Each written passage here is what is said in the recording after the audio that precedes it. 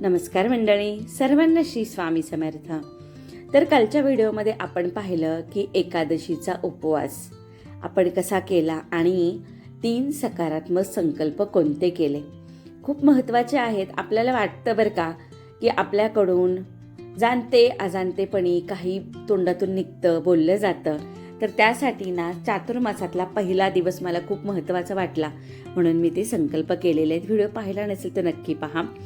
तर एकादशीच्या दुसऱ्या दिवशी असते द्वादशी, म्हणजे बारस पण म्हटलं जातं. तर त्या दिवशी एकादशीचा उपवास सोडताना आमच्या मराठवाड्यामध्ये हा नैवेद्य करायची प्रथा आहे. बऱ्याच ठिकाणी वेगवेगळ्या प्रथा असतील, प्रत्येक भागाप्रमाणे प्रथा बदलतात. तर आमच्या मराठवाड्यामध्ये हा नैवेद्य केला जातो. त्याचसोबत कालच्या आपण पूजेमध्ये विठ्ठल रुक्मिणीला जे वस्त्र घातले होते ते वस्त्र देखील तुम्हाला मी आजच्या व्हिडिओमध्ये दाखवणार आहे. चला, व्हिडिओ खूप इंटरेस्टिंग आहे, त्यामुळे व्हिडिओला लवकरच सुरुवात करूया. तर आषाढ महिना म्हटलं की आखाड तळणे असं म्हटलं जातं. तर तो उपवासाच्या दुसऱ्या दिवशी तळायचा. त्यासाठी 1 भाग ज्वारीचं पीठ, 1 भाग बेसन आणि 2 भाग गव्हाचं पीठ घ्यायचं आहे. प्रमाण आपण आपल्या आवडीप्रमाणे कमी जास्त करू शकतो. त्यामध्ये हिरवी मिरची, लसूण, नंतर कोथिंबीर, जिरे, धणे आणि ओवा हे सगळं घालायचं. जाडसर वाटून घ्यायचं आहे.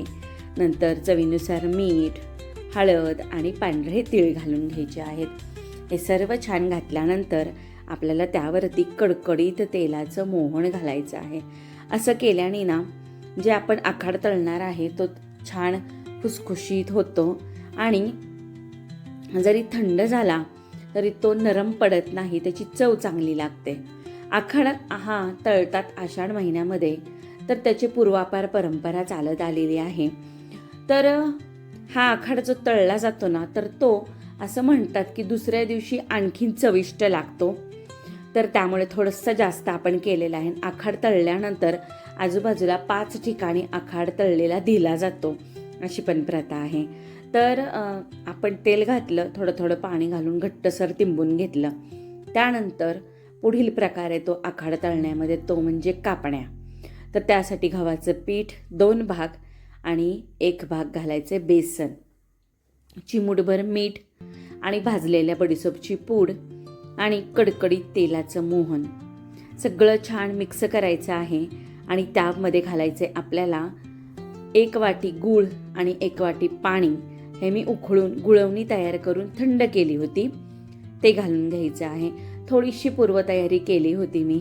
अगोदर गूळ भिजू घातला आणि नंतर ते उकळून घेतलं आणि थंड करून घेतलं. पण ही गुळवणी घालताना की नाही ती गाळून घालायची. गुळामध्ये की नाही थोडेसे बारीकसर कधी कधी काड्या असतात किंवा खर असते, म्हणून गाळून आपल्याला ती गुळवणी घालायची आहे. आणि त्यानंतर सर्व मिक्स करून छान घट्टसर तिंबून घ्यायचं आहे. आता इथे प्रमाण आपण आपल्या आवडीप्रमाणे कमी जास्त करू शकतो, गुळाचं पण आणि पिठाचं पण. जर तुम्हाला थोडंसं गोड हवं असेल तर तुम्ही जास्त गूळ घालून कमी पाणी घालून तसंही तिंबू शकता. दोन्ही पिठं तिंबून ठेवली आणि इथे मी वरण केलेलं आहे.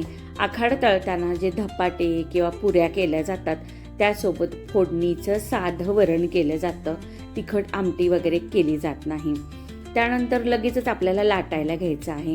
थोडंसं तेल लावायचं. मीडियम आकाराची गोळी घेतली, थोडंसं तेल लावलं पोळपाटाला, पिठी लावायची नाही आहे आणि छान लाटून घेतलं आणि त्यावरती पांढरे तीळ घालून घेतलेत. हे लाटायच्या वेळेसच मी तेल गरम करायला ठेवलं होतं. आपण ह्या पिठामध्ये गव्हाचं प्रमाण, पिठाचं प्रमाण वाढवलं आहे, म्हणजे गव्हाच्या पिठाचं प्रमाण वाढवलेलं आहे. त्यामुळं ह्या पुऱ्या अगदी छान लाटल्या जातात. पण इतकंच आहे ह्यामध्ये की जास्त वेळ भिजू द्यायचं नाही. तिंबलं, एक 5-10 मिनटं ठेवलं की लगेच आपल्याला तळून घ्यायचं आहे. तर मी दोन्ही कढयात वेगळं तेल ठेवलं होतं आणि तिखटाची वेगळी कढई, म्हणजे तिखट पुऱ्यांची वेगळी कढई, ते तेल वेगळं, आणि गोड पुऱ्यांची जे कापण्या करणार आहोत त्याची वेगळी कढई, ते तेल वेगळं. चव मिक्स होऊ नये म्हणून, कारण आपण 2-4 ठिकाणी देणार होतो आणि कोणताही पदार्थ देताना तो छानच दिला पाहिजे असं आपल्याला वाटतं की नाही. तर पुऱ्या छान लाटल्यानंतर अशा टम्म फुगल्या जातात.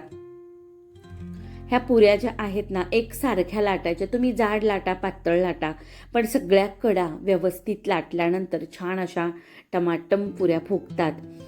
तर मस्त आपला हा आखाड्यातल्या पुरी आपण तळून घेतल्या. त्यानंतर आपण कापण्या पण ह्याच पद्धतीनं तळून घेतल्या. तर कापण्यासाठी की नाही आपण जो गुळाचा गुळवणी घालून जो गोळा तयार केला होता, तर तो गोळा जो आहे तो जास्त वेळ भिजू द्यायचा नाही किंवा ते शेवटीच थोडंसं तिंबायचं जेव्हा आपल्याला करायचे. नाहीतर काय होतं, ते गुळाने कणिक थोडीशी आटरून येते आणि लाटताना ते पसरलं जात नाही म्हणून. आणि ह्या पुऱ्या माझ्या तळून झाल्या की आपण लगेच जी आपल्याला पोळीला कणिक घेतो आपण, त्या आकाराचा आपण गोळा घ्यायचा. पोळपाटाला, बेलण्याला आणि हाताला थोडंसं तेल लावायचं आणि मस्त आपण पोळी लाटतो ना त्याच पद्धतीचं पण थोडंसं जाडसर आपल्याला लाटायचं आहे. त्या आपण चपाती करतो तितकं आपल्याला पातळ करायचं नाही, नाहीतर मग त्या कापण्या ज्या आहेत ना त्या थोड्या कडक होतात आणि फुगत नाहीत. आणि नंतर थंड झाल्यानंतर पण त्या थोड्याशा वातड लागतात, म्हणून थोडंसं किंचितचं जाड करायचं आहे आपल्याला. मस्त आपण छान लाटून घेतलं आणि ह्यामध्ये जी आपण बडीशोप घातलेली आहे ना त्याने आणि चव खूप छान येते. जो वास येतो घरामध्ये तळताना तो आपल्याला अशी जाणीव करून देतो की आता सगळ्या सणांची चाहूल लागलेली आहे आणि घरामध्ये गोडाधोडाचं आणि तळणीचं भरभरून होणार आहे. आखाड तळणे म्हणजे सुद्धा एक भरभराटीचं लक्षण मानलं गेलेलं आहे. त्यामुळे घरामध्ये आखाड तळावा, कमीत कमी 3दा तरी तळावा असं आमच्या सासूबाई म्हणायच्या. पण आता सगळे हेल्थ कॉन्शियस झालेले आहेत, त्यामुळे तळणीचं इतकं खाल्लं जात नाही. मग आपल्याला जी प्रथा आहे ना ती 3दा नाही झाली तर कमीत कमी 1दा तरी करावी, म्हणून मग मी उपवास सोडायच्यासाठी हा आखाड तळलाय. काल आपण आषाढी एकादशीच्या नैवेद्यामध्ये पाहिलं होतं. आजचं आखाड तळायचं प्लॅनिंग होतं, म्हणून चिप्स, पापड्या, आणि त्या चकल्या ज्या असतात फराळीच्या त्या आपण अजिबात तळल्या नव्हत्या. सात्विक आहार आणि एक टाईम फळांचा आहार असाच घेतला होता. त्यामुळे मग ते थोडंसं आपण बॅलन्स केल्यामुळे आज मग थोडं तळलेलं खाल्लं तरीही चालतं. आणि आज त्याच्यामध्ये रविवार पण होता, संडे स्पेशल म्हणजे चीट डे पण असतो माझा, त्यामुळे थोडंसं तळलं आणि मस्त ह्या कापड्या ह्या आकारामध्ये लाटून घेतल्या. आणि शेवटी मी खसखस लावली होती, हे सांगायचं राहून गेलं. खसखशीनं दिसतं पण छान आणि चव पण छान येते. त्याची खसखस वरून लावली ना, परत थोडं बेलण्याने लाटलं की ती छान चोपून बसते. मस्त अशी ही खसखस लावल्यानंतर कापणीचा आकार सुंदर असा कट करून आपल्याला मीडियम फ्लेमवरती ह्या सगळ्या कापण्या तळून घ्यायच्यात. गुळाचं असतं त्यामुळे जर तुम्ही फ्लेम मोठी ठेवली तर रंग लवकर बदलतो आणि आतमधून थोडंसं कच्चं राहिल्यासारखं वाटतं ते पीठ, म्हणून मीडियम फ्लेमवरती आपल्याला सर्व कापण्या तळून घ्यायच्यात. तुम्ही पाहताल हे नैवेद्याचं ताट आहे. कापण्या, तिखट पुऱ्या, नंतर थोडीशी काकडीची कोशिंबीर, इंद्रायणी तांदळाचा भात आणि मस्त फोडणीचं सप्पक वरण, आमच्याकडे साधं वरण म्हटलं जातं. तर हा नैवेद्य आज आणि तुळशीपत्र नंतर ठेवलं होतं मी, नैवेद्य दाखवून घेतलेला आहे. मस्त असा हा आखाड तळलेला आहे. 4-5 ठिकाणी द्यायचा देवाला नैवेद्य झाल्यानंतर. आता हे जे वस्त्र आहे ते काल आपण विठ्ठल रुक्मिणीला घातले होते, तर त्यासाठी मला पर्सनलवर कमेंट आल्या होत्या कुठे घेतले.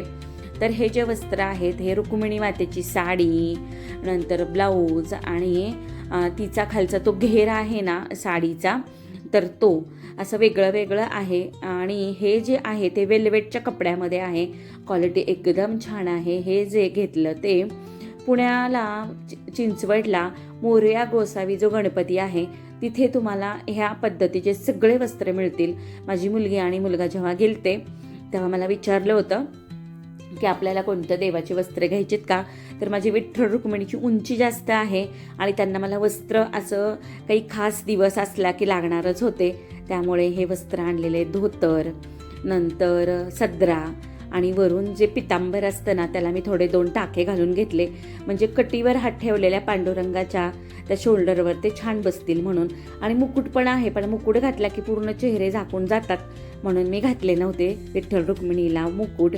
तर असा हा विठ्ठल रुक्मिणीचा वस्त्र आणि मस्त अशी रुक्मिणीचं ते ओढणी किंवा साडी म्हटलं जातं, म्हटलं तरी चालेल, छान अशा क्वालिटीमध्ये. आणि हे जे मोरया गोसावीच्या तिथे ना तुम्हाला वेगवेगळ्या रंगामध्ये देखील मिळतं, पण मला लाल आणि पिवळा रंग जास्त आवडतो मंदिरामध्ये, त्यामुळे हे आणलेले आहेत. तर असे हे वस्त्र आहे ते मला तुम्हाला दाखवायचे होते.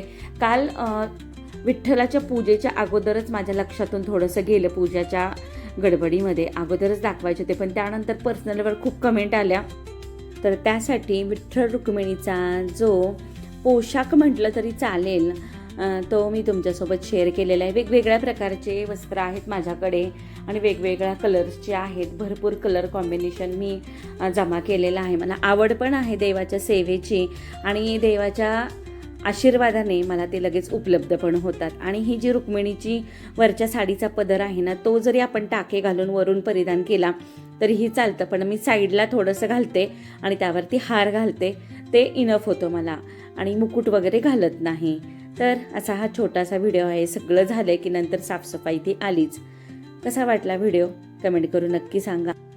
आवडला असेल तर एक लाईक आणि एक कमेंट करायला विसरू नका. परत भेटू. नमस्कार.